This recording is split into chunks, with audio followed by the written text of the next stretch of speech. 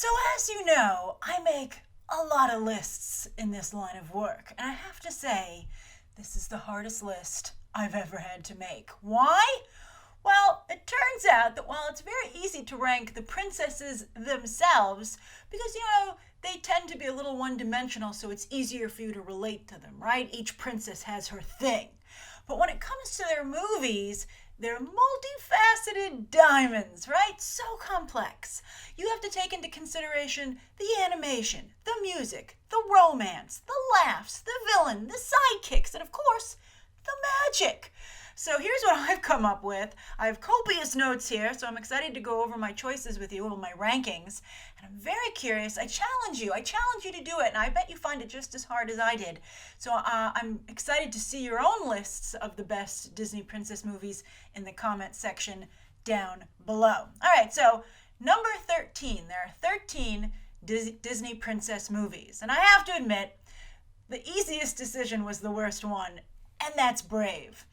Now, first, I'd like to say that I realize that each of these movies will have their fans who will be very offended by where I place them on the list. But that's the nature of ranking any group of movies, and that's where the fun of the discussion comes in. If you don't like something, if you don't like one of my choices, then please, I welcome you to defend that movie down below. But I put Brave last, Pixar's attempt at a princess movie, because it features our royal heroine intentionally poisoning her mother. A real low point when it comes to, I guess, Disney Pixar child-parent relations. And they kill off a lot of the parents. I guess in this case, usually it's like a freak accident or just, that's what happened. But here the kid did it. I mean, she did, because she didn't know what that was going to do to her mom. So I was pretty appalled. But you know what? That's Pixar for you, right? They try and emotionally hit you in the face with a shovel every chance they get, when sometimes a pinprick will do.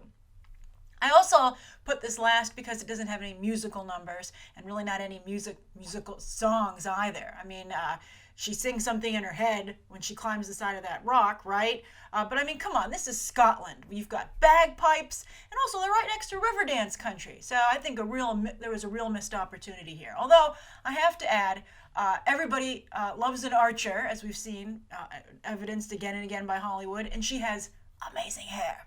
As we get closer, in the negative space, I have more negative things to say about the movies, but as we get closer to the top of the list, you'll see I have more positive comments. All right, so number 12, this is going to surprise a lot of you, but I have to put Cinderella. Why? Because the movie does not hold up. Recently, remembering how much I liked it when I was a kid, I decided to watch it again. And I couldn't get past the opening number where she sings about a dream she had while she was sleeping, because I was like, Cinderella's lost her mind. Here she is talking and singing to the birds and the mice in her little attic prison cell, basically, getting ready to voluntarily cook and clean, basically be the maid and cook in a house that's rightfully hers. I'm like, where's the rage, Cinderella? I actually felt it was quite a sad film because clearly, in order to function, she had turned that rage into insanity. It was so difficult to watch, I turned it off. So this is like turn the other cheek to the extreme, and it's very much a product of its time period in a negative manner. I feel it's really the 1950s ideal of being a woman. Although, I have to say, stunning animation. And it looks like it's made out of delicate pastel frosting. I mean, the stills from the movie are really still quite enchanting. But the movie itself, I can't take it. All right, number 11. Oh, people are getting angry at this one. Tangled. I'm sorry. I know a lot of people like Tangled. It's a fun movie.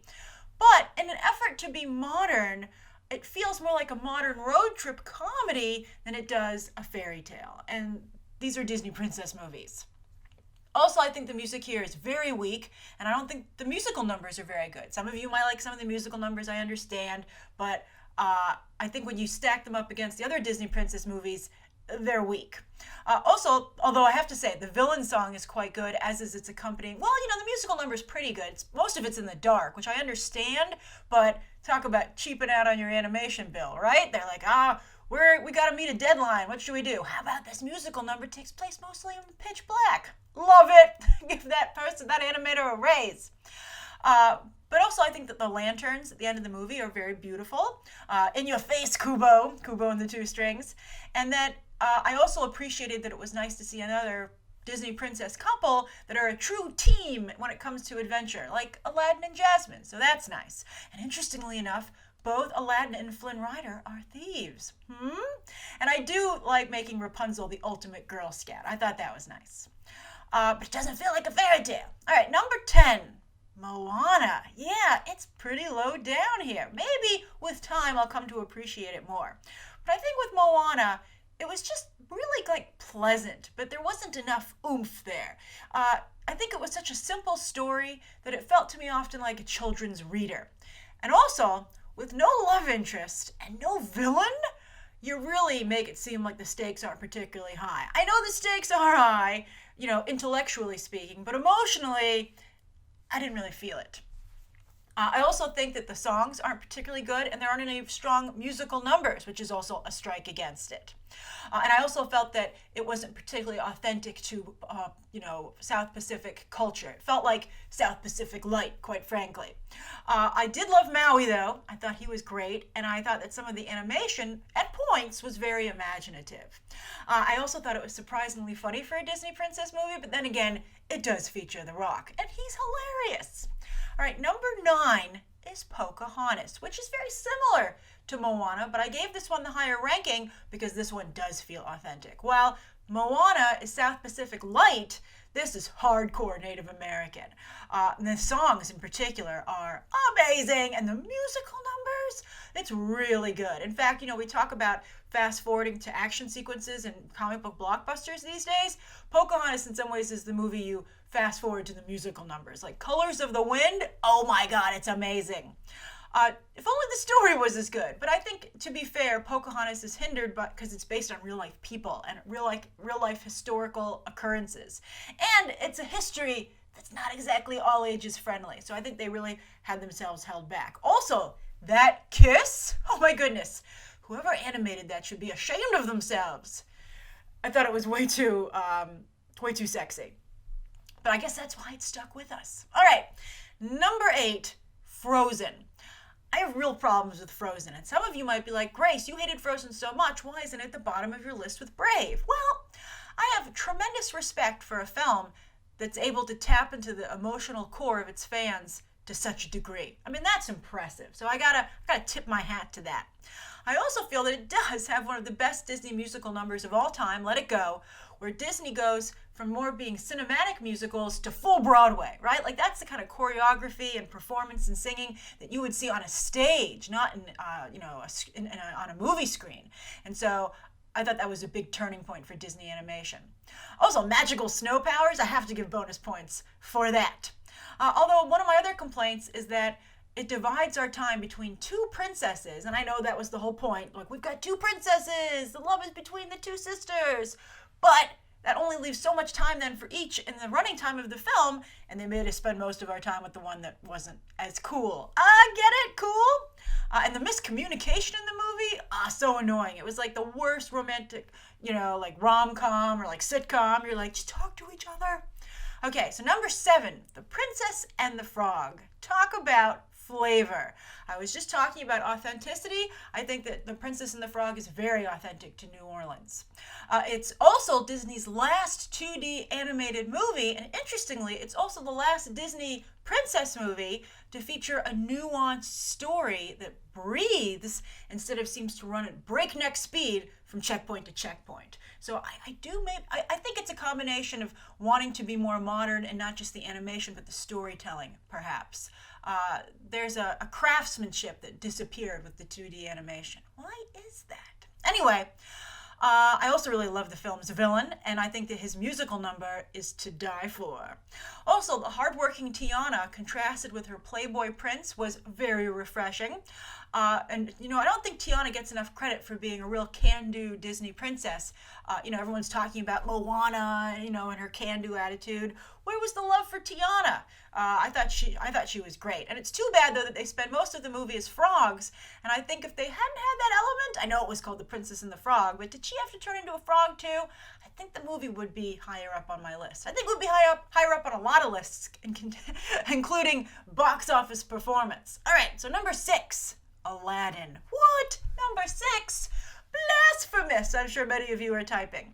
But that's because it's not really a Disney princess movie. I think it's more about Aladdin and Genie, and it just happens to feature Princess Jasmine, who went on to become a very popular Disney princess. She actually, I believe, yes, was I think the first Disney princess of color. And so I think that's one of the reasons that a lot of little girls and women gravitated to her so strongly.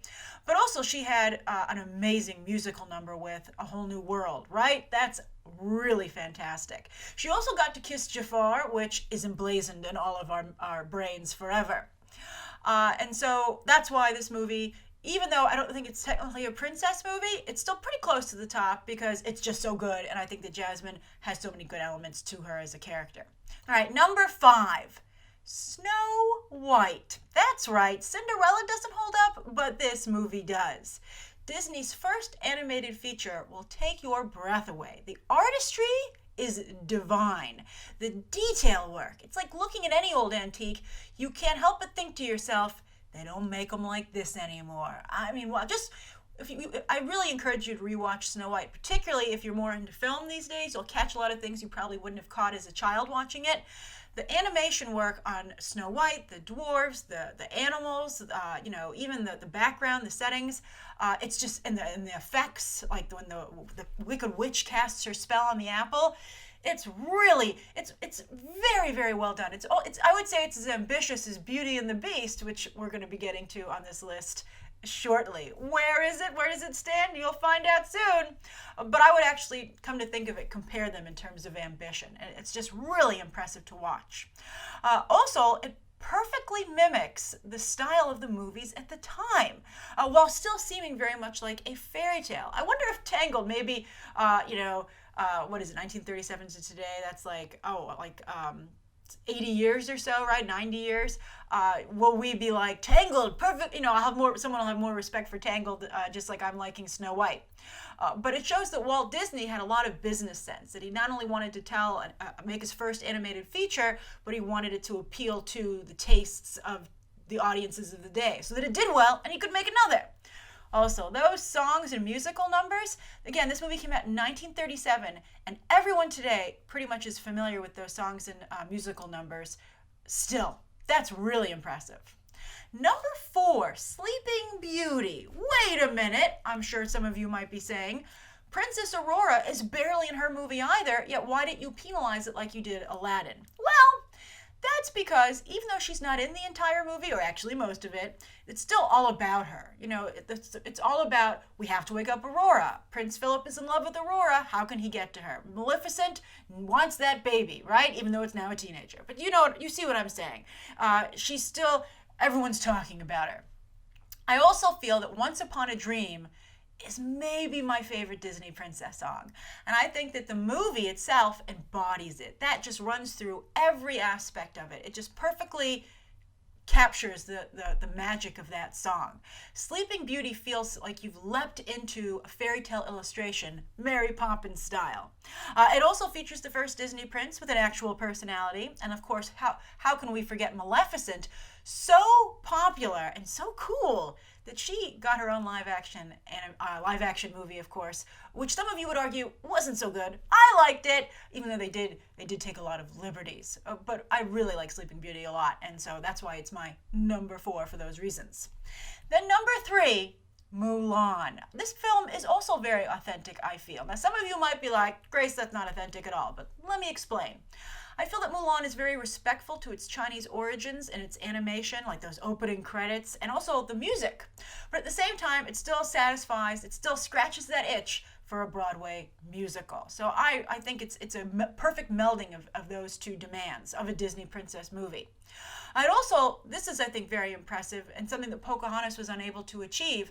Mulan is able to depict the seriousness of war and going to war while still and maintain the high stakes, while still remaining all ages appropriate. So I thought that was very impressive. However, I think we all know that Mulan can be even more. And sometimes we know that because we look at the concept art and think of what could have been, if maybe they'd been a little bit more ambitious with Mulan. But I think that's why we're very excited about the upcoming 2018 live-action adaptation from Disney, to get that extra oomph that we've been wanting since the film originally came out.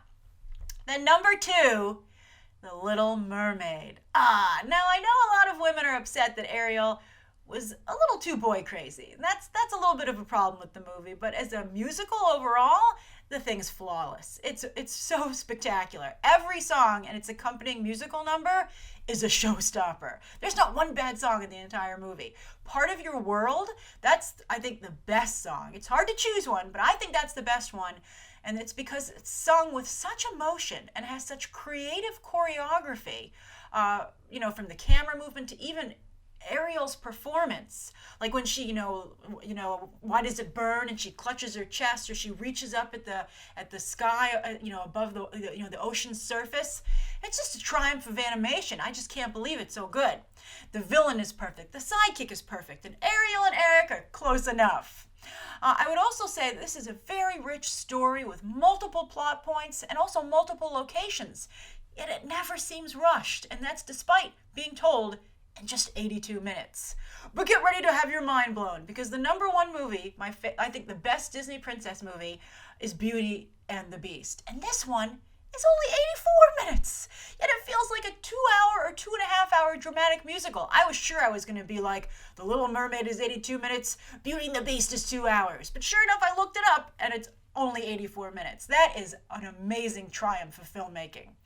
And while I said that Sleeping Beauty was like fairy tale illustrations brought to life, Beauty and the Beast has the feel of a live action production. The only reason it's animated is because it has a beast in it, and animated inanimate objects from the curse. But as you can see, that's something we can do today with VFX. But at the time, they weren't capable of it, and that's a lot of times how they decided what would be a good animated property, that you couldn't do it in live action. But I think you're seeing them really move into live action away from animation, because you can do anything in live action today. Which kind of puts, I think that's why animation is moving more towards like Zootopia. It has to get to the even more extreme to warrant being animated. But because of that live action feel, I think that's why Beauty and the Beast was the first animated movie to be nominated for Best Picture. And I think it's why people are so highly anticipating the live action adaptation in 2017. It just seems like such a perfect fit. Let's hope that it is. So while The Little Mermaid was Howard Ashman's Little Shop of Horrors, in terms of what he achieved in animation, I would say that Beauty and the Beast was his Phantom of the Opera. And the scope of the movie, it's ambition, the level it's able to operate at, it's as if it doesn't know it's an all-ages Disney princess movie, right? It reaches for the brass ring. And I think with Beauty and the Beast, it's not only the effort of reaching for the brass ring, but actually grasping it. And it's a beauty to behold. I'm sure it was a beast to make, and the result was a beauty. So that's my ranking of the Disney princess movies. I'd be very curious to hear yours again down below, and let us know if it was difficult for you too, or are you like, piece of cake, Grace, I got my favorites and I got my least favorites. Here they are. All right, thank you so much for going over this with me, and you can check out some more episodes right now.